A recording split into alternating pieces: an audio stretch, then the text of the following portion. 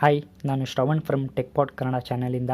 So ಇದು ನನ್ನ ಮೊದಲ ಅನ್ಬಾಕ್ಸಿಂಗ್ ವೀಡಿಯೋ ಅಂತಲೇ ಹೇಳ್ಬೋದು. ಇದಕ್ಕಿಂತ ಮುಂಚೆ ಒಂದು ವೀಡಿಯೋನ ನಾನು ಅಪ್ಲೋಡ್ ಮಾಡಿದ್ದೀನಿ.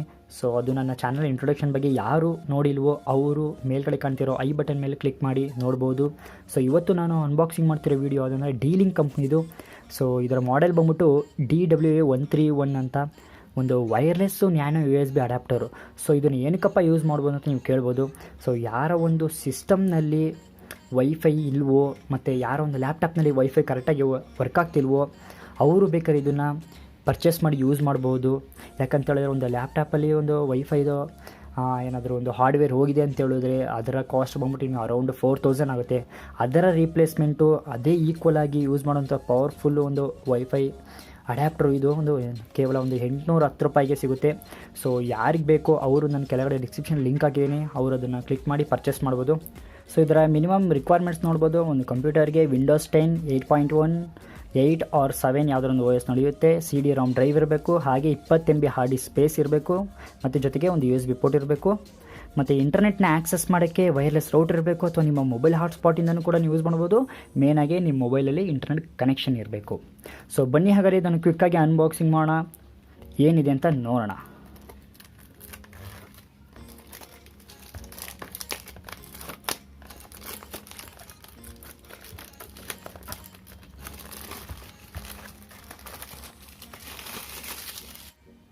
ಸೊ ಇದರ ಬಾಕ್ಸ್ ಒಳಗೆ ಏನಿದೆ ಅಂತ ನೋಡೋಣ ಬನ್ನಿ.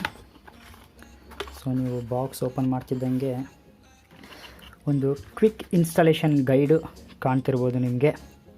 ಹಾಗೆ ಜೊತೆಗೆ ಒಂದು ವಾರಂಟಿ ಕಾರ್ಡ್ ಕೂಡ ಕೊಟ್ಟಿದ್ದಾನೆ, ಮತ್ತು ಒಂದು ಇನ್ಸ್ಟಾಲ್ ಮಾಡೋಕ್ಕೆ ಒಂದು ಸಾಫ್ಟ್ವೇರ್ CD ಕೊಟ್ಟಿದ್ದಾನೆ. ಸೊ ಯಾರ ಹತ್ರ DVD ರೈಟರ್ ಇಲ್ವೋ, DVD ಡ್ರೈವ್ ಇಲ್ವೋ ಸಿಸ್ಟಮಲ್ಲಿ, ಅವರು ಹೇಗೆ ಇನ್ಸ್ಟಾಲ್ ಮಾಡಬೇಕಂತ ನಾನು ಮುಂದಿನ ವೀಡಿಯೋದಲ್ಲಿ ಹೇಳ್ಕೊಡ್ತೀನಿ. ಹಾಗೆ ಜೊತೆಗೆ ಇನ್ಸ್ಟಾಲೇಷನ್ನ ಕಂಪ್ಲೀಟ್ ವೀಡಿಯೋ ನೆಕ್ಸ್ಟ್ ವೀಡಿಯೋದಲ್ಲಿ ನಾನು ಮಾಡಿ ಅಪ್ಲೋಡ್ ಮಾಡ್ತೀನಿ. ಸೊ ಅದರಲ್ಲಿ ಹೇಗೆ ಇನ್ಸ್ಟಾಲ್ ಮಾಡಬೇಕಂತ ಸ್ಟೆಪ್ ಬೈ ಸ್ಟೆಪ್ಪು ಎಲ್ಲ ನೀಟಾಗಿ ಅಲ್ಲಿ ತೋರಿಸಿರ್ತೀನಿ. ಸೊ ಅದನ್ನು ನೀವು ನೋಡಿ ಇನ್ಸ್ಟಾಲೇಷನ್ ಮಾಡ್ಬೋದು. ಹಾಗೆ ನೀವು ಮೇನ್ ಡಿವೈಸ್ ನೋಡ್ತಿರ್ಬೋದು. ಓಕೆ, ಏನೋ ಒಂದು ಇಂಪಾರ್ಟೆಂಟ್ ಮೆಸೇಜ್ ಕೊಟ್ಟಿದ್ದಾನೆ. Please install the software from the bundle CD-ROM before inserting the adapter. So ನೀವು ಈ USB ನ್ಯಾನೋ ರಿಸೀವರ್ನ ಫಸ್ಟ್ ನೀವು ಇನ್ಸ್ಟಾಲ್ ಮಾಡೋಕ್ಕಿಂತ ಮುಂಚೆ ಸಾಫ್ಟ್ವೇರ್ನ ಇನ್ಸ್ಟಾಲೇಷನ್ ಮಾಡಬೇಕು, ಇಲ್ಲ ಅಂತ ಹೇಳಿದ್ರೆ ವರ್ಕ್ ಆಗಲ್ಲ. ಸೊ ಒಂದು ಸ್ಮಾಲ್ ಸೈಜಲ್ಲಿದೆ, ಮತ್ತು ಇದಕ್ಕೊಂದು ಕ್ಯಾಪ್ ಕೊಟ್ಟಿದ್ದಾನೆ. ಸೊ ನೀವು ನೋಡ್ತಿರ್ಬೋದು, ಕ್ಯಾಪ್ ಏನಕ್ಕಪ್ಪ ಕೊಟ್ಟಿದ್ದಾನೆ ಅಂದರೆ ಒಂದು ಡಸ್ಟಿಂದ ಅವಾಯ್ಡ್ ಮಾಡೋಕ್ಕೆ ಕ್ಯಾಪ್ನ ಕೊಟ್ಟಿದ್ದಾನೆ. ಹಾಗೆ ಇಲ್ಲೊಂದು LED ಇಂಡಿಕೇಟರ್ ಕಾಣ್ತಿರ್ಬೋದು ನಿಮಗೆ.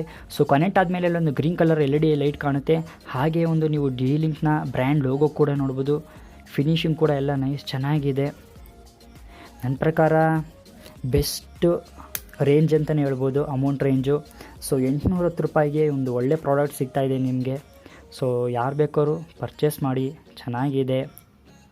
ಸೊ ಓಕೆ, ಇವತ್ತಿನ ನನ್ನ ವಿಡಿಯೋ ಇಷ್ಟ ಆಗಿದ್ದರೆ ಲೈಕ್ ಮಾಡಿ, ಕಮೆಂಟ್ ಮಾಡಿ, ಹಾಗೂ ನನ್ನ ಚಾನಲ್ಗೆ ಸಬ್ಸ್ಕ್ರೈಬ್ ಮಾಡಿ. ನೀವು ಲೈಕ್ ಮಾಡೋದ್ರಿಂದ ನಮಗೆ ಒಂದು ಮೋಟಿವೇಶನ್ ಸಿಗುತ್ತೆ, ಮತ್ತು ಬೇರೆ ಬೇರೆ ವೀಡಿಯೋ ಮಾಡೋಕ್ಕೂ ಕೂಡ ನಮಗೊಂದು ಉತ್ಸಾಹ ಸಿಗುತ್ತೆ.